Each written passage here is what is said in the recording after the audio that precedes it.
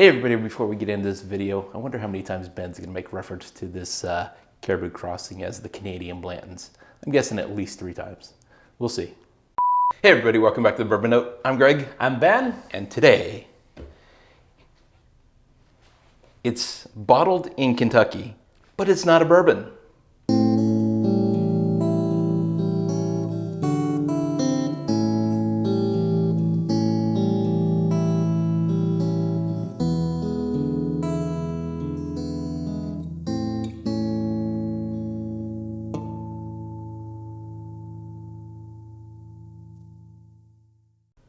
All right, Ben, let's explain. Yeah, what? I didn't even know this. That's a new factoid for me on this. Oh, I don't know a whole lot about this whiskey, to be perfectly honest. Well, let me explain. So let's bring it in. Bring it on in. We've got, bam, Caribou Crossing Single Barrel.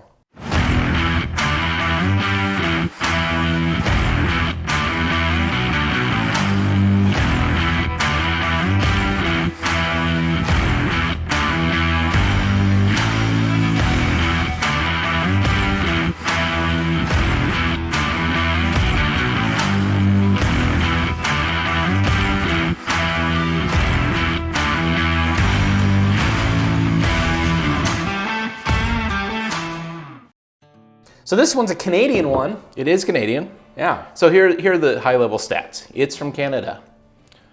No, There it is. There is no America's hat joke here to be found. Right. Bottle's got a hat. The bottle does have a hat. Might look familiar to some people. So here are some details. Distilled in Canada. Don't know a lot about it. We know it's a corn, rye, malted barley mash bill. Okay. So bourbon-y. Bourbon-y, aged in Canada, at least 3 years in used casks, probably bourbon casks. Oh, it's used casks. Okay. Okay, owned by Sazerac, which is a company that they also own. Well, Buffalo Trace. Okay. Buffalo Trace also owns. Well, the reason this might look familiar. Yeah, go ahead and lay out the bottle because you. It's like the LA face with an Oakland booty. From honestly don't know what that Baby reference Got is. Back. It's got the Blanton's top with the Rock Hill Farms body. I'm with it. I'm hip. So I have no expectations. I have had a pour of this, but it was a couple years ago before I really. So we recently, well, kind of recently, a couple months ago, did a review of a really mass-produced Canadian whiskey, and there's nothing wrong with them. It's just it's not bourbon, and so I don't. Are you talking about the Windsor Canadian? Yeah, exactly. We did the whatever Windsor. Yeah, it was just a mass-produced whiskey. No, it was awful, and I wanted to die. It was fine, but it's more of a mixer. Now this, being a single barrel, it's what, 90 proof, I believe. I'll double check here in a minute. 3 years. Like, I don't have super high expectations as a whiskey. This is kind of a collector's 80 bourbon. proof. It's It 80, is. really. But, I mean, this is definitely in the cool bottle, mediocre whiskey category. Yeah, and this one kind of it's allocated, it seems. It's kind of one of those ones that shows up in lotteries, and people kind of treat it like it's a Canadian Blanton. You know? Yeah. So, I mean, 80 proof, before you said that, and I was getting some snivs here. I would not have. Whoops! Well, wait a minute. Spilling. I would not have guessed 80 proof. I don't think Snivs is Canadian. You gotta come up It is now. We're exporting snivs. Oh wow! It's light, but rich. it's more rich than. It's got a rich caramel that I was not expecting. Like, it's delicate light, but it's definitely it's got more to it than I would guess off of an 80 proofer. So that's kind of impressive. I'm getting a caramel brown sugar note that is. Yeah, it's all caramel and brown sugar. Yeah, that's pretty much all I'm getting. Yep. All right, well, we could talk forever, but there's no need for that. Cheers.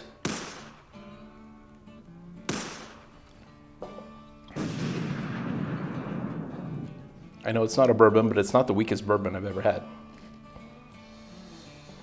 That being said, it's pretty weak. So it's watery, it's light, it's definitely 80 proof. There is definitely some nice barrel spice, which is, for a used cask, it's not bad. Yeah. Vanilla at the end.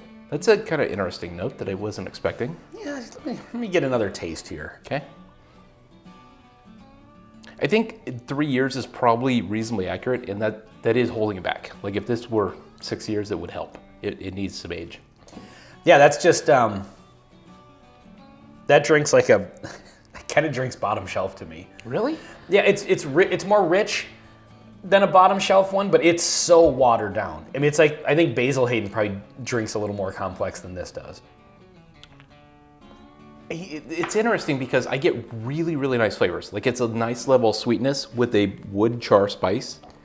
They're subtle, And there's almost a hint of like citrus on top of it. This is good for a beginner, kind of like we've said about Basil Hayden's being the lower proof. Here's the problem. This is even more expensive than that. Isn't this like $60? It used to be, but it's probably even more than that now. I mean, a couple years ago, I bought a couple at $60.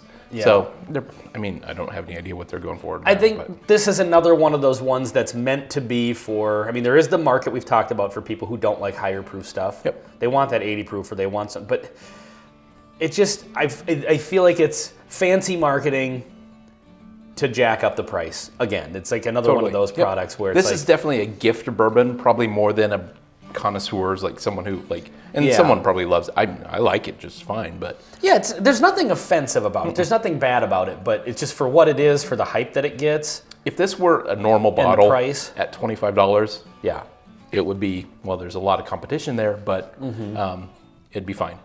Like this, I mean, it doesn't quite live up to the marketing, Well, and at the end of the day, stats are not always everything, but when you're paying $60 for at least 3 years, so 3 years and a day, yeah, right, 80 proof whiskey, come on, man, you gotta come up with something a little more than that for $60, Exactly. Yep. At least give us 90 proof or something.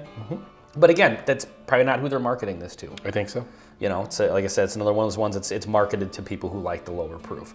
But I think you can do better, Yeah. Like even, Evan Williams Black Label is a $15 bottle. You're at least getting 4 years and 86 proof out of that. Right. I totally agree.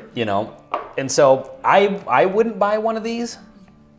It does have the cool Rock Hill Farms bottle in the Blanton's top. No letters on it, so there's nothing to collect. You can collect one of one. Yeah.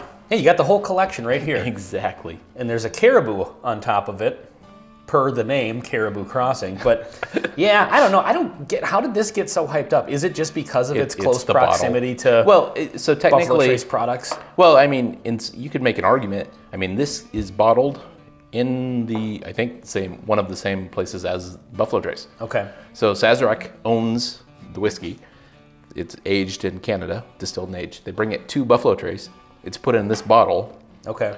And so it's kind of sort of ish Buffalo Trace-y, but it's obviously not the same mash bill. Well, it is only in bottling.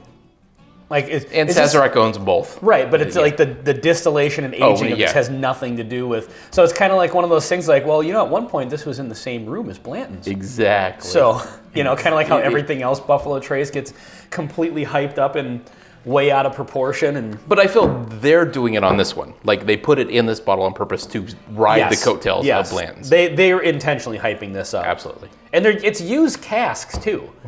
So but they're probably Buffalo Trace casks. Yeah, so that's the other thing.